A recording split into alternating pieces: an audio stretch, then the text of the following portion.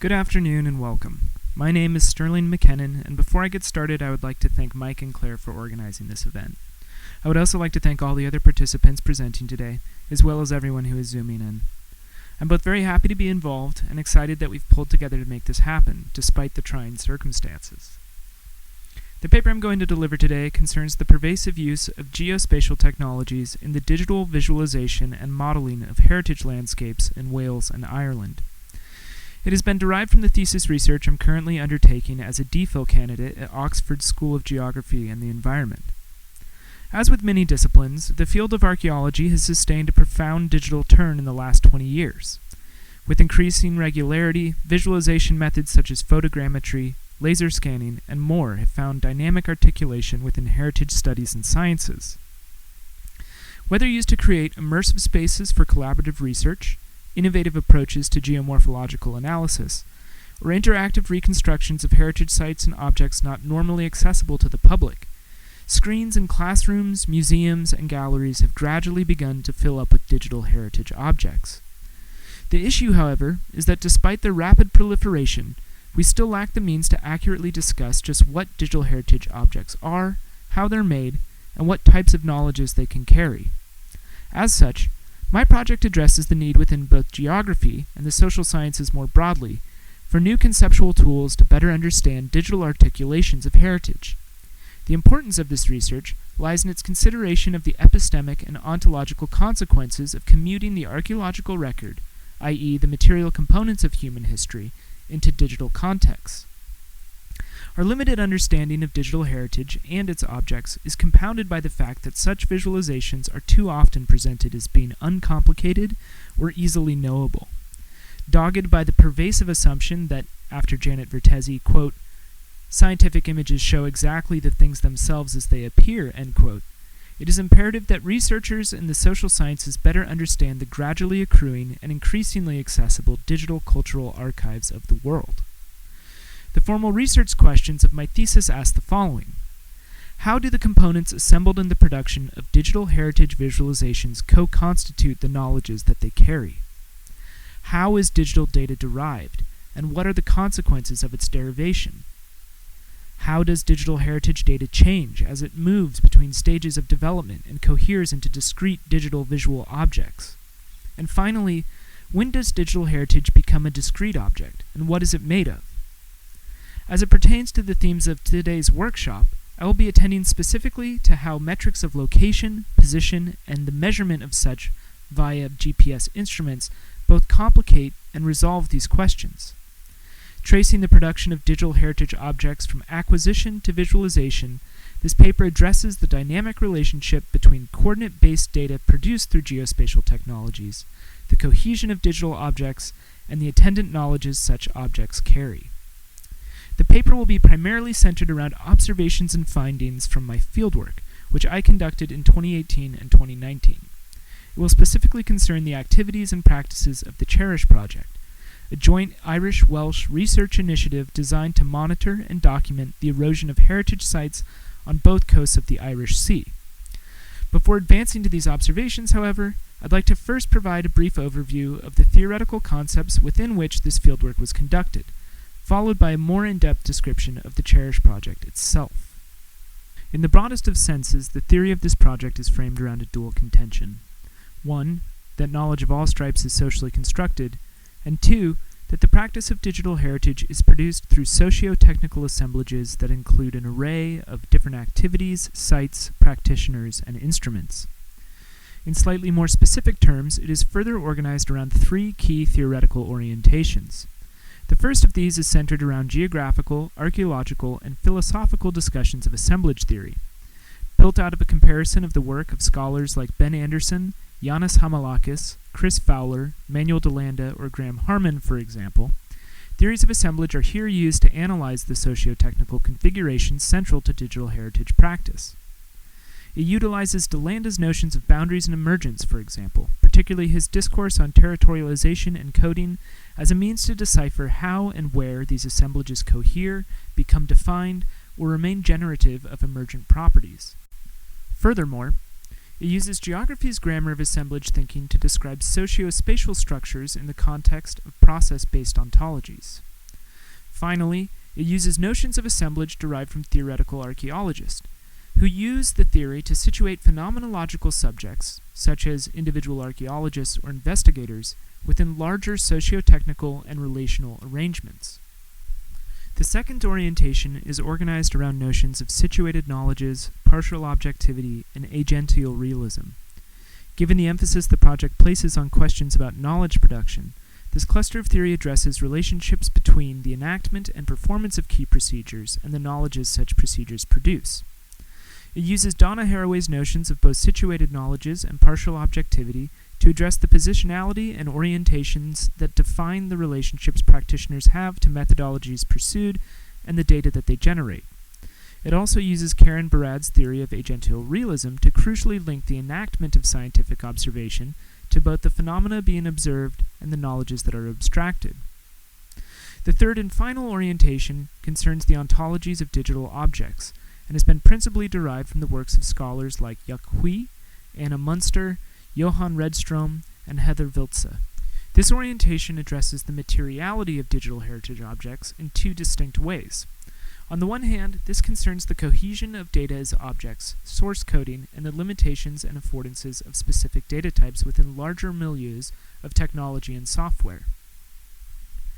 In another sense, this also serves to address the translation of performed activities, such as data acquisition, processing, or visualization, into digital objects as they cohere, specifically as it pertains to notions of movement, position, and performed measurement or observation. The final piece of contextual background I'll provide here is a description of the CHERISH project and an overview of the activities I observed in the field. CHERISH is a collaborative, EU-funded research initiative taken up by 4 core partners: the Discovery Programme, Centre for Archaeology and Innovation Ireland, the Geological Survey Ireland, the Royal Commission on Ancient and Historical Monuments of Wales, and the University of Aberystwyth. Collectively, CHERISH uses an array of sophisticated digitization methods to monitor and make assessments on the erosion of coastal heritage sites in both Ireland and Wales. To date, their activities have produced an already robust output of vivid visual media and raw data being archived for posterity.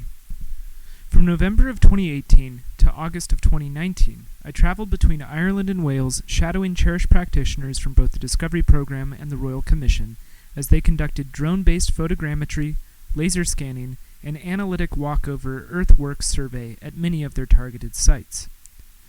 Moving with them from the field and back to their offices, I further observed the development of CHERISH models and visualizations as they rounded into discrete digital objects. For the sake of streamlining this presentation, I will be speaking specifically to the prescribed protocol CHERISH uses for photogrammetric modeling.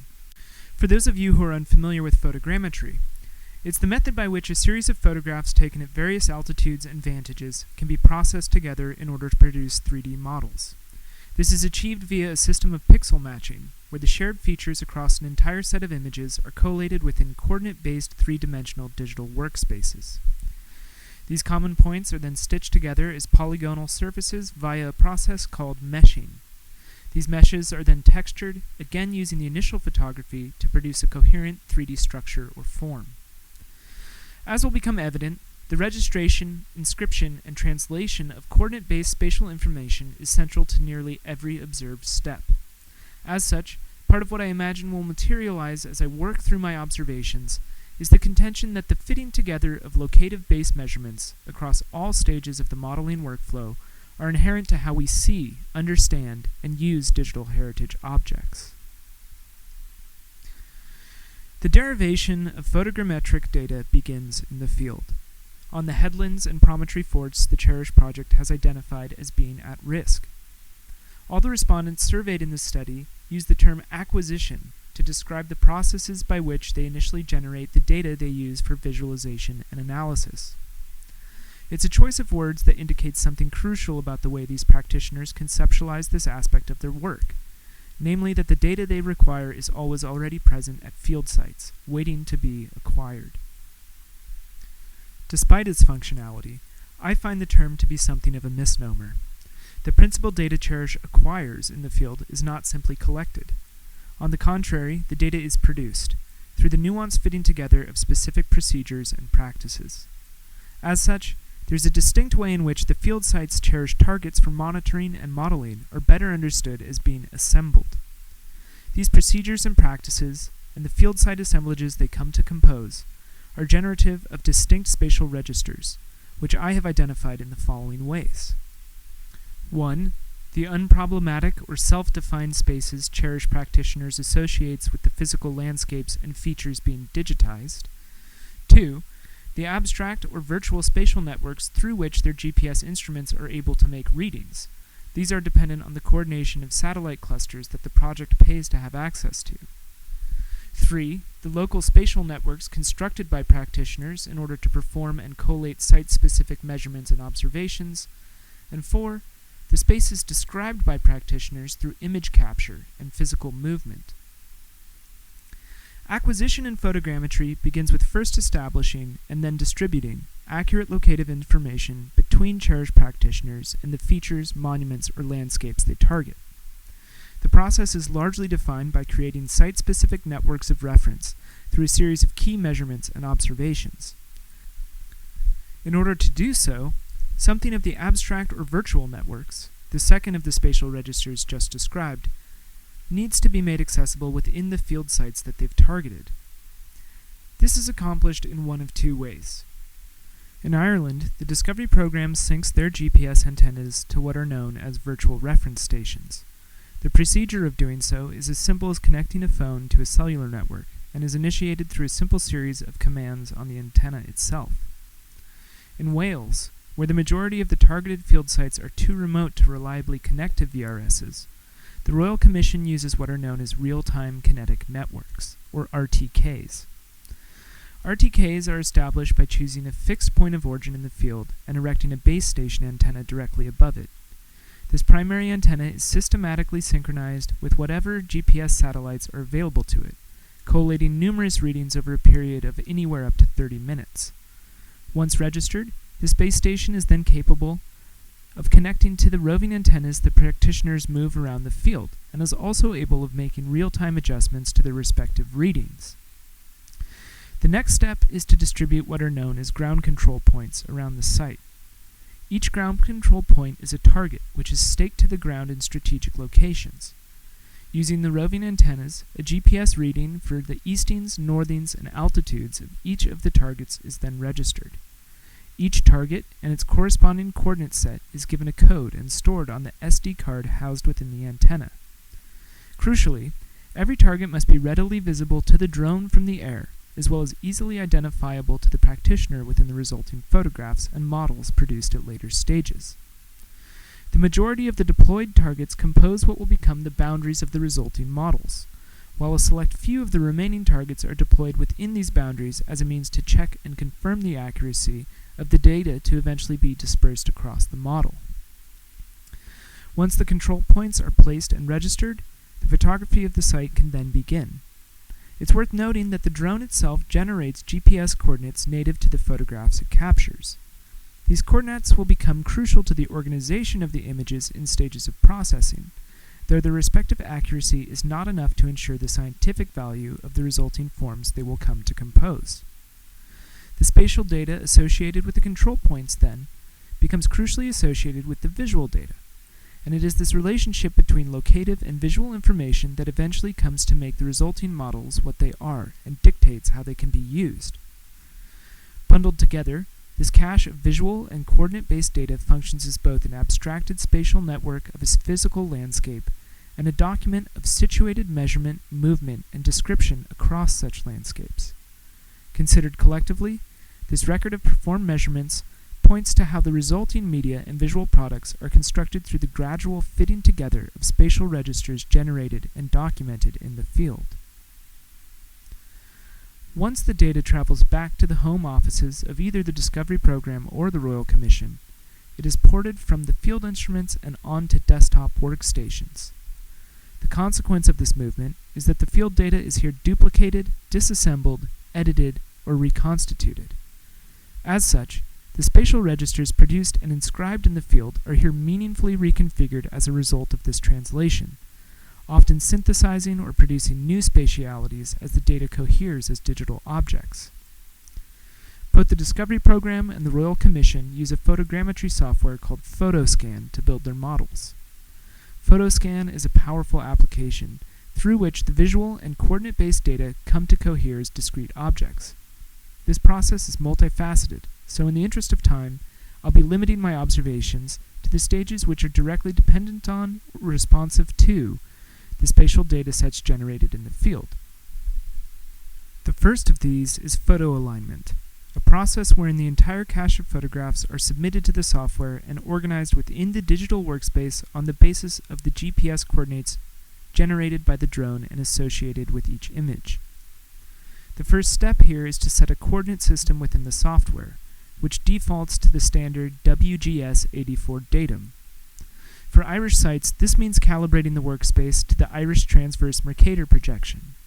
For the Welsh sites, the system is calibrated to Ordnance Survey projection OSGB 70. Once alignment has been initiated, the software pixel matches the photographs against one another in relation to their initial orientations, producing what is known as a sparse cloud. What's at play here is a unique fitting together of an abstract spatial register, i.e., the calibrated coordinate system, and a situated one, namely the coordinates derived from both the drone and the initial performance of acquisition. Once the sparse cloud has been generated, the practitioner next brings the site-specific coordinates for the control points into the project. This requires combing through both the individual photographs and the sparse cloud to locate the targets within them.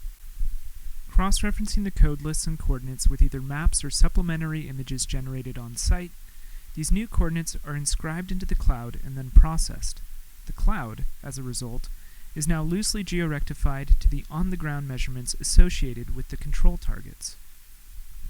From here, the sparse cloud is submitted to a series of optimization commands, known as cleaning, whereby the software generates a series of error reports concerning the evenness of the distribution of these new locative measurements. The software identifies potentially faulty clusters, prompting the user to remove areas registering beyond a specific threshold. Part of what materializes as a result is a scenario where editorial decision-making is directly linked to the translation of data generated through the use of GPS. After the sparse cloud has been cleaned, it is further submitted to several more procedures. The sparse cloud and the initial images, now all georectified, are resubmitted to the software in order to generate a dense cloud, a process which normally results in the generation of millions of more points. From here, the dense cloud is turned into a wireframe polygonal mesh, and eventually textured, resulting in cohesive and vivid 3D forms. What ultimately results are discrete digital heritage objects, the likes of which can be purposed in several ways. Some of the models that Cherish produces end up as tools of outreach and promotion, the types of objects that can be accessed from any browser and circulated on platforms like Facebook and Twitter. Others are reprocessed back into two-dimensional forms, as raster-based digital elevation models, or as massive overhead distortion-free renderings known as orthomosaics. Everything produced along the way, from the images and coordinates to the sparse and dense clouds and wire meshes, is also archived for posterity, where new and yet-to-be-imagined articulation of this data awaits. All of this data, in all of its iterations, is densely inscribed with spatial information which was produced through the situated engagement of practitioners within unique and diverse compositional assemblages. This data is inherently mutable and can be visualized in a number of ways for a number of reasons. Yet in all contexts and possible articulations, it's the fitting together of these inscribed spatialities that ultimately dictates what type of object coheres. Within the Cherish scheme, the value of digital heritage objects is largely defined by the accuracy of the data that composes it. In short, it's often defined by the rigor with which metrics of position and location have been distributed across resulting visualizations. In tracing the iterative workflow detailed above, something I also hope has become evident is that just as these spatialities come to compose objects, the cohesion of objects at different stages also produce new spatialities. John Law has contended that not only are spatialities inherently enacted, but that the derivation of objects in network terms, such as the contextual framing of actor network theory, is not, quote, spatially neutral, but also implies the production of particular kinds of space, end quote. Circling back to the research questions outlined at the beginning of this talk, particularly their shared consideration of the knowledges digital heritage objects come to carry, there is a distinct way in which these knowledges are defined by the spatialities produced as a result of their production. The degree to which this entire process is reliant on the use of GPS cannot be understated. As has been detailed above, every stage of the processes I observed was contingent upon the integration, registration, and distribution of coordinate-based data. As contemporary archaeology and the heritage sciences become increasingly defined by the production and circulation of digital heritage objects, I don't feel it's a stretch to contend that the pervasive use of GPS has changed, and will continue to change, the way we see and engage with heritage in the modern world.